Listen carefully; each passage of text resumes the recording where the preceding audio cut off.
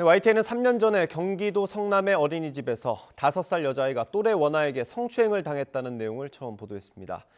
최근 법원의 판단이 나왔습니다. 재판부는 아이를 감독할 의무가 있는 가해 아이의 부모와 원장이 배상 책임을 져야 한다고 판단했습니다.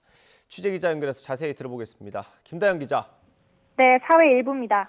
3년 전에 큰 논란이 됐던 사건입니다. 당시 상황 좀 짚어볼까요?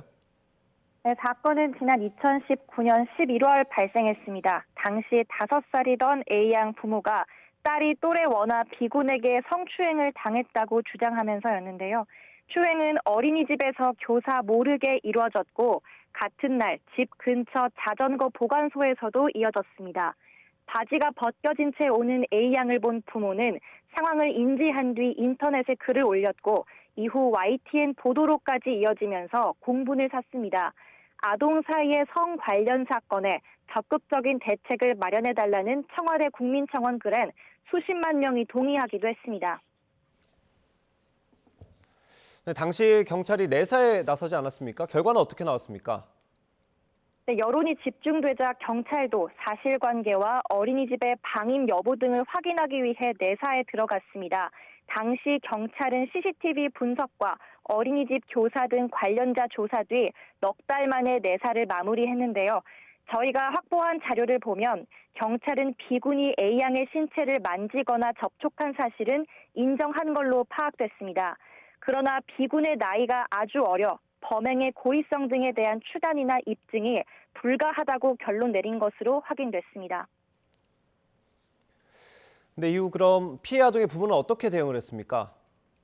네, 재작년 8월 A양 가족은 B군의 부모와 어린이집 원장을 상대로 손해배상 소송을 제기했습니다. 현행법상 나이가 어린 B군을 형사적으로 고소할 수 없는 만큼 어른인 부모와 원장을 상대로 민사소송을 낸 겁니다. 재판에서 가해 아동의 부모 측은 장난을 위험한 수준의 성행동 문제로 평가할 수 없다고 주장했습니다.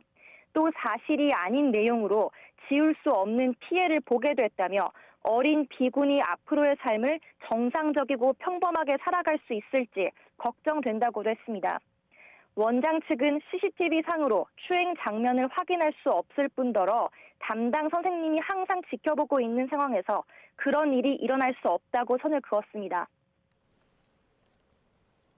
네, 하지만 법원은 가해 아동의 부모와 원장에게 책임이 있다 이렇게 판단한 거죠?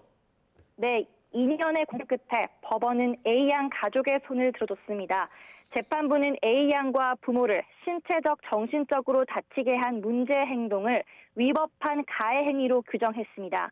그러면서 그 책임은 분별 능력이 없는 어린아이의 생활을 감독할 의무가 있는 부모가 져야 한다고 지적했습니다. 또 담당 교사의 감독 소홀도 문제 삼았습니다. 재판부는 당시 사건이 원장의 의무와 예측 범위를 벗어났다고 볼 수 없다며 원장과 부모가 같이 1,500만 원을 배상하라고 판결했습니다. 네, 그런데 B군의 부모 그리고 원장이 맞소송을 냈다고요? 네, 가해 아동 B군 부모와 원장 모두 A양 부모를 상대로 맞소송을 냈습니다. 허위 사실로 명예가 훼손됐다는 취지였는데 모두 받아들여지지 않았습니다.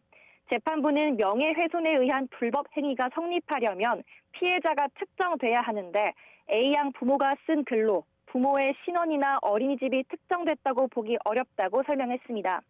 하지만 이들 모두 판결에 불복해 항소하면서 A양 가족은 또 다시 법적 다툼을 이어가게 됐는데요. A양 부모는 저희 취재진에게 이 사건과 판결을 계기로 아동 간 성 관련 사건으로 고통받는 피해자가 조금이나마 위로를 얻었으면 좋겠다고 전했습니다. 지금까지 사회 일부에서 전해드렸습니다.